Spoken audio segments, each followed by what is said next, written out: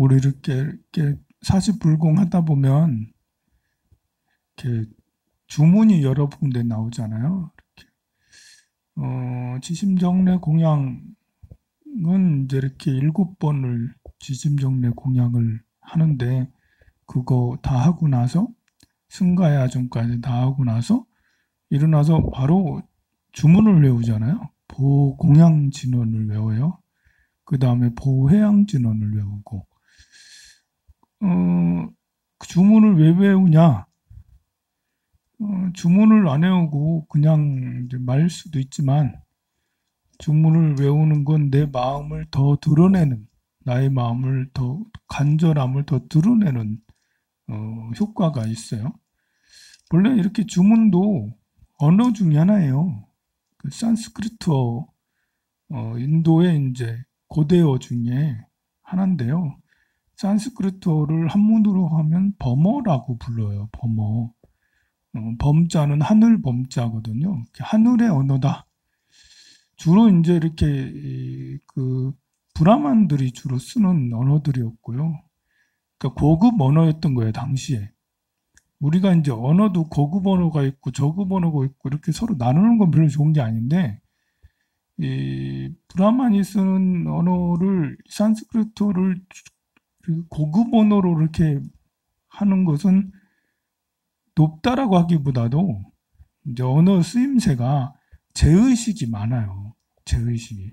브라만들이 하는 일들이, 브라만의 직업이라면 제사장들이거든요. 종교인들이거든요.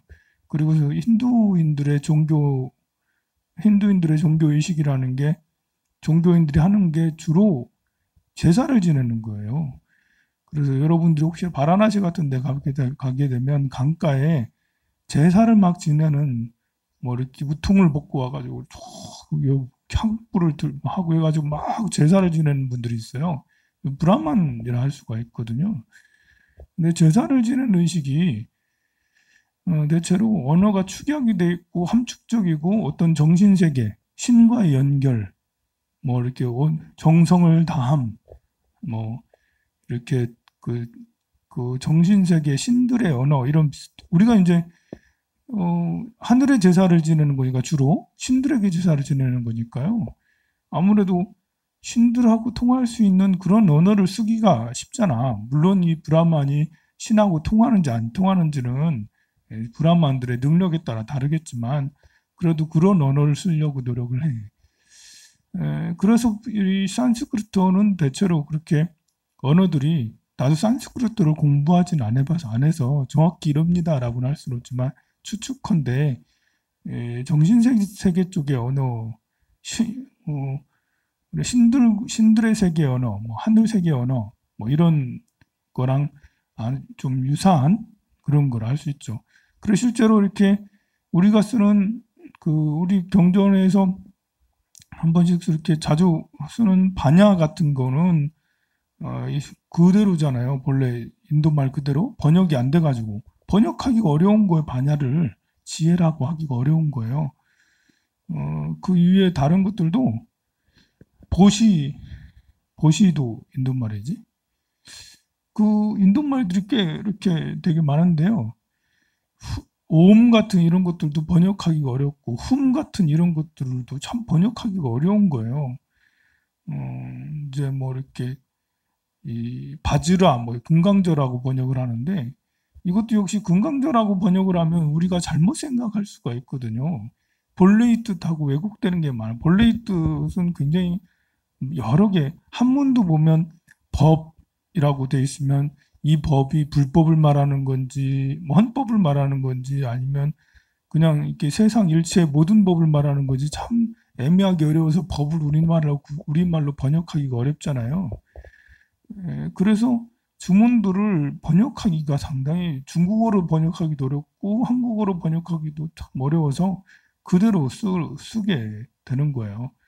그리고 언어마다 이렇게 파장, 주파수 이런 것들이 있어서, 뭐 브라만들을 추종하는 건 아니지만 브라만들이 많이 썼던 그런 말들이, 제사 의식을 뭐 썼던 그런 말들이 아무래도 영적 세계 이런 데랑 관계가 있어서 그런지, 그 이후에 스님들이 번역을 하면서 중국어로 번역을 하면서 경문의 내용들은 번역을 해도 주문에 해당되는 부분 그 부분은 번역하지 못하도록 원래의 주문 그 발음을 그대로 쓰도록 그렇게 해서 신묘장구대다라니 광명진원 뭐 능엄주 이런 것들은 주문들은 원어 그대로 그렇게 했던 거예요. 그럼 스님은 그러면 그 주문들에도 뜻이 있겠네요?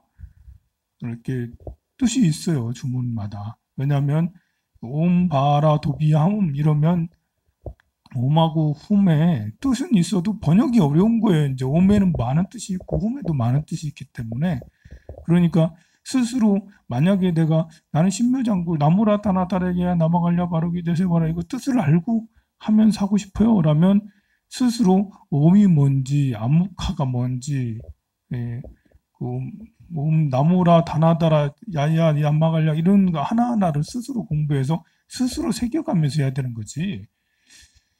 그런데 이제 이렇게 우리가 수행이라는 것이 뜻을 새기는 것도 중요하지만 일단은 이렇게 독송을 하고 절을 하고 하는 것은 사마타의 의미가 더 크거든요. 사마타가 되면서 윗바사나까지 같이 하면 더 좋겠지만 일단은 우리가 윗바사나까지는 이르기가 쉽지 않으니 먼저 사마타라도 하자라고 한 게 그 사마타라는 것은 마음을 그치고 고요히 집중하는 거거든요. 그러니 마음을 그치고 고요히 집중하는 것에 더 매진을 해야 돼. 그러니 그거를 굳이 해석할 필요는 없고 하는데 더 노력을 해라. 이제 소리를 들어가면서 나무라다라다라야 뜻은 몰라도 되니까 뜻은 무아요, 공이요, 뭐 이렇게 자성이요 이렇게 생각을 하고 나무라가 뭐고 남아갈랴 바로기제가 하나하나 무엇인지 몰라도 괜찮다. 뭐 수행하는 것에 더 집중을 해야 된다라고 해서 이제 그렇게 했던 거예요. 그래도 이제 우리가 진언을 하면서 진언들의 특징들은 좀 아는 게 좋죠. 불공을 올렸는데 보공양진언이 무슨 뜻인지도 모르고 스님이 하니까 그냥 따라하는 것도 되지만 그래도 보공양진언은 말 그대로 널리 공양을 올리는 진언이다. 우리가 지심정례 공양을 7번을 해가면서 절을 하긴 했는데 그래도 이 나의 이 공양 올리고자 하는 그 마음을 쏟아 붓고 싶어. 지심정례 공양만 가지고는 흡족하지 않아. 쏟아 부어서 진언으로 그리고 이것은 주문이라는 것은 열쇠가 되기도 해요. 때로는 내가 지심정례 정성 들여 공양 올립니다. 이거 가지고 열쇠가 안 맞을 수 있어. 그래 이제 진짜 열쇠가 맞는 것은 열려라 참깨 해가지고 열려라 참깨는 무슨 특별한 의미가 있는 게 아니잖아. 그런데 문화 열려라 해서 문 열리는 게 아니라 열려라 참깨 해야지 문 열리는 것처럼 공양이 완성되려면 지심정례 공양만 해가지고는 안 되고 보공양 진언을 하면 공양이 완성이 된다. 향을 올릴 때도 부처님 제가 지극정성을 다해서 향을 꽂습니다. 제 마음을 받아주세요. 이렇게 마음을 가져도 좋지만 향을 그런 마음과 함께 향을 딱 꽂아 헌양진언 옴바라도 비염 옴바라도 비염 옴바라도 비염 이렇게 하면 이제 나의 향을 올리는 그 공양이 완성된다 이거죠. 근데 뭐 실제로 그렇게 누가 하나 뭐 저도 이건 알고 있지만 향을 피울 때 향공하고 그냥 이렇게 하고 말지 그냥 바라도비엄 이렇게 잘 안 합니다. 그렇지만 만약에 이제 이렇게 우리가 의식으로서 그렇게 할 때는 옴바라도비암을 하죠. 저녁 예불 할 때 옴바라도비암 하잖아요. 그리고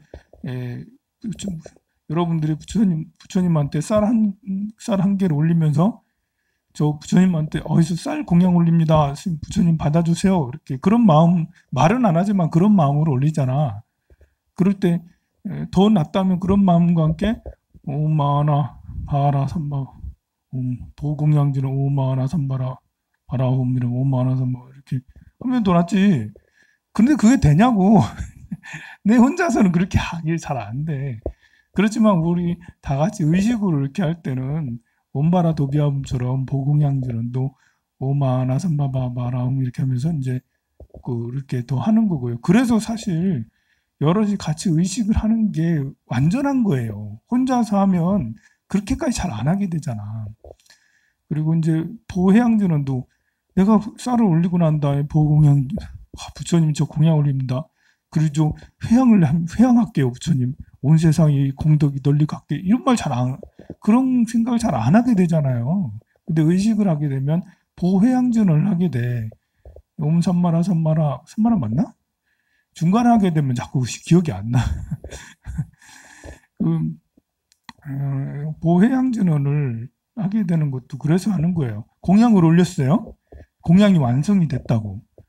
그럼 얼마나 공덕이 많겠어요. 부처님한테 공양 올렸으니까. 그렇지만 그 공덕이 나한테 오는 건 미안해. 어떻게 그렇게 쪼잔하게 사람이 나한테 공덕이 오게 하겠어. 사람이 좀 철이 들었으면 남을 좀 생각을 해야지. 그래서 공덕 나한테 올라는 걸 저 반사 해가지고 나는 거울입니다. 반사, 공덕 반사 해가지고 부처님 저한테 오는 공양 저는 절대 받지 않겠습니다. 그 공덕을 온 세상에 널리 회양시켜 주세요. 그 전쟁 나는 국가에 살고 싶어요? 아니면 평화로운 국가에 살고 싶어요? 전쟁 나는 국가에서 부자로 살면 뭐해? 평화로운 국가에서 가난한 게 차라리 더 나을 수 있어요. 언제 죽을지 모르잖아요. 전쟁이 나는 국가에서는. 그런 것처럼 세상이 평화로우면 나까지도 더 나으니까요. 조금만 넓게 생각해서 내가 공덕을 지은 것을 온 세상 사람들이 병들지 않고 가난하지 않고 헐벗고 굶주리지 않고 그렇게 평안하고 행복할 수 있도록 회양을 하는 게 바로 회양진원, 보호회양진원, 옴 삼마라 삼마라. 안 된다니까 이렇게 맨날 외우면서도 중간에 하면 잘 안 돼. 그 다음에 보궐진원이 있어요. 보궐진원. 이 진원 중에 제가 제일 보궐진원이 제일 웃기다고 생각하는 진원인데요. 좀 보궐진원은 약간 코믹해요. 좀 보궐이라는 것은 걸자가 이제 빠질 골자거든요. 보자는 보충할 보자예요. 그야말로 진원 중에 제일 그 뭐랄까 웃기기도 하지만 제일 효과적인 진원. 빠진 게 혹시 있을 수 있잖아. 내가 이렇게 공양을 지금부터 쭉 올려가지고 기도를 했는데. 뭐 이렇게 기도를 하는 것도 빠졌고 또 이렇게 뭘 행동하는 것도 빠지고 의식도 빠지고 뭐 맞을 수 있어. 그리고 아들 딸만 기도했어. 스님 기도도 해줘야 되는데 빠졌잖아. 내 기도는 빼주고 해주라 여러분들. 그리고 이제 배우자 기도도 해줘야 하는데 빼줬어. 친구 기도도 해줘야 하는데 빠졌어. 그게 이제 빠진 게 하도 많아. 보면 이렇게 생각을 하면. 그래서 이제 그 위에 빠진 것을 보충하는 진원이 보궐진원이에요. 보궐진원. 그리고 더 할 수 있는데 세상에 부처님처럼 24시간 3000배도 할 수 있고 10,000배도 할 수 있는데요. 저 시간이 없어요. 부처님. 이만 하고 갈 테니까 나머지는 보궐진원으로 대충 이렇게 때우고 갈게요. 이렇게. 그래서 보궐진원이 그래서 필요한 거예요. 우리는 완벽하지 않으니까 이렇게 완벽하기 위해서 나머지 빠진 거를 보충합니다. 해서 보궐진원이 되는 것이죠. 이렇게 진원은 참 특별한 힘이 이렇게 있어요. 이렇게 하나하나 알면서 하면 아무래도 조금은 낫고요. 그렇다고 너무 이렇게 여러분들이 공부를 진하게 하지는 않으니까 뭐 알면서 하는 게 좋아요. 열심히 하는 사람 별로 없더라고. 불교대학도 다니시고 경전 공부도 하다 보면 이게 몸으로 이렇게 느껴져야 돼요. 몸으로. 그냥 단순히 알아가지고는 그것이 새겨지지가 않거든요. 여러분들이 반야심경을 이렇게 하면 자리자야 세근곡 공이요 공곡 색이다 무한의 비설신의고 무색성양 미초법이고 무유공포 원리전도 몽상이니라 이렇게 되는 이런 것들이 입으로만 이렇게 되는 것보다는 그 반야심경이면 반야심경 느낌이 이렇게 와야 되거든요. 그러려면 반야심경을 또 한 번 새기고 또 한 번 새기고 이제 한문 공부도 할 수 있으면 조금씩 해가면서 이렇게 하면 그 반야심경의 그 내용이 가슴으로 이렇게 들어와요. 반야신경의 내용이 가슴으로 들어오고 금강경의 내용이 가슴으로 들어오면 진정으로 내려놓는 것이 돼요. 마음이 잘 안 내려놔지잖아요. 재물에 대한 집착도 잘 안 내려와지고요. 또 누구한테 무시받으면 상처받으면 그 원한이나 아니면 원망 이런 것도 잘 안 내려놔지잖아요. 그리고 이렇게 답답함이나 이런 것들도 우울함 이런 것들도 잘 안 내려놔지고 고독함 이런 것들도 안 내려놔지고 잘 안 내려놔지는데 반야신경이나 금강경을 자꾸 외우고 그 뜻을 새기다 보면 그것이 많이 확 내려놔지고 그래서 마음이 굉장히 가벼워지게 돼요. 그러면 이제 이렇게 그 사람과의 관계도 유연하게 될 수가 있어요. 그리고 제3자의 눈으로 나를 볼 수 있는 게 돼요. 우리가 보통 내 몸과 마음, 또 말하는 거, 행동하는 것은 내 스스로 말과 행동하기 때문에 내가 잘 안 보이잖아요. 그래서 자기 합리화를 자꾸 시켜. 내가 절에 안 가는 것도 절에 안 가는 이유가 있어. 절에 스님들은 다 도둑놈이야. 절에 빠지면 안 좋아. 뭐 이런 식으로. 내가 불교를 안 믿고, 부처님을 안 믿고, 진리를 하는데 별 관심이 없고, 일하는 데는 사실은 부처님을 제대로 알고, 불교를 잘 알면, 절에 다니고, 부처님 불법을 공부 안 할 수가 없고, 가장 이제 훌륭한 길이거든요. 근데 그걸 안 하고 내가 다른 걸 하는 것에 대해서 합리화를 시켜요. 돈 버는 것도 마찬가지죠. 돈이 꼭 필요하잖아요. 우리 세상 살아가는데. 꼭 필요하니까 내가 돈 버는 이유도 내가 남을 돕기보다는 돈을 더 많이 벌어야 돼 라고 그렇게 하는 이유도 스스로 자기 합리화를 많이 시키는 거죠. 그래서 돈 앞에 장사 없다고 이 세상에 돈으로 해결 안 되는 게 없잖아. 돈이 최고야 라면서 스스로 자기 합리화를 시키죠. 그리고 화를 내고 나서도 자기 합리화 시켜요. 화를 낼만 하니까 화내는 거지. 화낼만 하잖아. 그죠? 말 안 듣는데. 왜 말을 안 들어? 시키면 시키는 대로 해야지. 말을 안 들어. 그러니까 화를 하지. 그러니까 이제 화를 내는 것도 합리화 시키게 되고요. 그러다 보면 혼내는데 이제 욕하고 나서도 합리화 시킨다니까요. 막 이제 이렇게 이런저런 험악한 욕을 하고 나서도 할만하니까 하는 거지. 욕을 할만하니까. 오죽 답답하면 욕을 하겠나라면서 누굴 때리고 나서도 때릴만 하니까 때리는 거지. 점점 합리화가 더 심해지면 그러면 이 범죄로 이어지게 돼서 나중에 심해지면 범죄를 저지르고 나서도 스스로 잘못했다라고 생각하지 않고 세상이 날 버렸어 이러면서 여자들이 날 보질 않아 이러면서 여자들이 날 무시해 그러면서 이제 이렇게 이상해지고 변태적으로 이상하게 변한다니까요. 그 말고도 이렇게 과소비를 하면서도 합리화시켜요.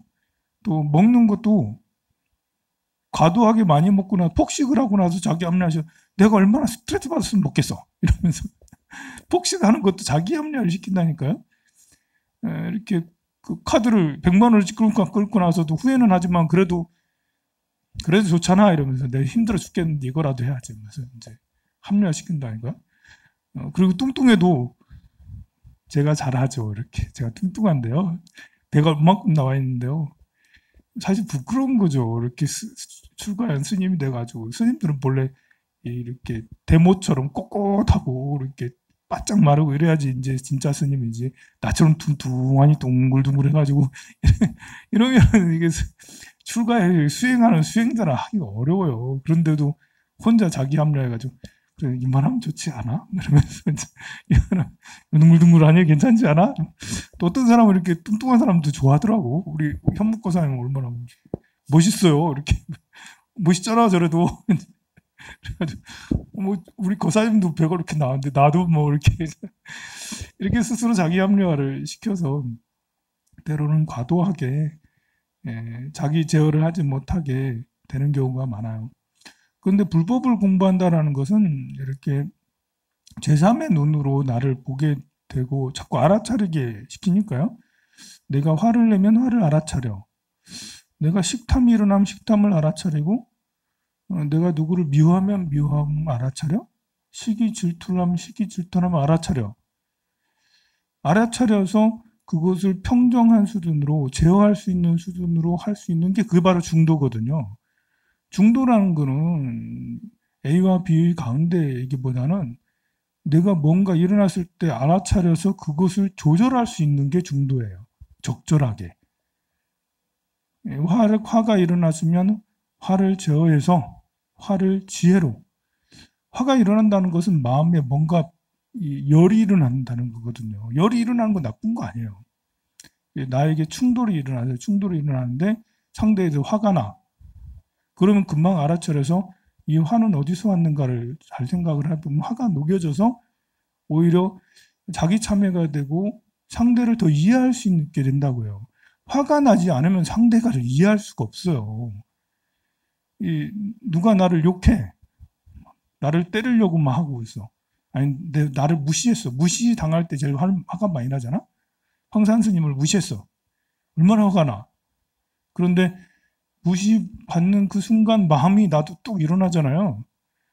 내가 왜 이런 마음을 갖지? 제가 왜 날 무시하는 걸까? 얼마나 그 업장이 두터우면 남을 무시하면서 살을까, 세상에. 세상에 제일 어리석은 사람이 남을 무시하면서 사는 거거든요. 세상이 제일 고귀한 사람은 남을 존중하면서 사는 거고. 그러니 제가 나를 무시하는 거는 나만 무시하는 게 아니거든요. 우리 대체로 착각하잖아. 누가 나를 무시하면 쟤는 나만 무시하는 것 같아. 그러지 않아요. 남을 무시하는 사람은 광범위하게 많은 사람을 이렇게 무시하고요. 자기보다 높은 사람한테는 비굴하게 굴어요. 그러니 그 인생이 얼마나 불쌍해. 그러면 연민심으로 안타까운 마음으로 금방 바꿀 수 있잖아요. 그러니 오히려 그 사람이 나를 처음에는 화가 나게 했지만, 짜증나게 했지만, 답답하게 했지만, 내 그걸 알아차려서 그 마음을 변화시켜서 자비심으로, 연민심으로 승화를 시킬 수 있는 거예요. 그래서 화가 나는 건 나쁜 게 아니에요. 화를 조절하지 못하고 화를 발산할 때, 화가 있는 그대로 발산할 때 그것이 이제 큰 피해를 불러일으키고 나와 남을 모두 다 해치게 되는 것이죠. 그 화가 일어났을 때 일어나는 감정을 알아차려서 잘 조절하면 이게 바로 중도가 되고 그것이 오히려 자비심과 연민심으로 나아갈 수가 있게 되죠.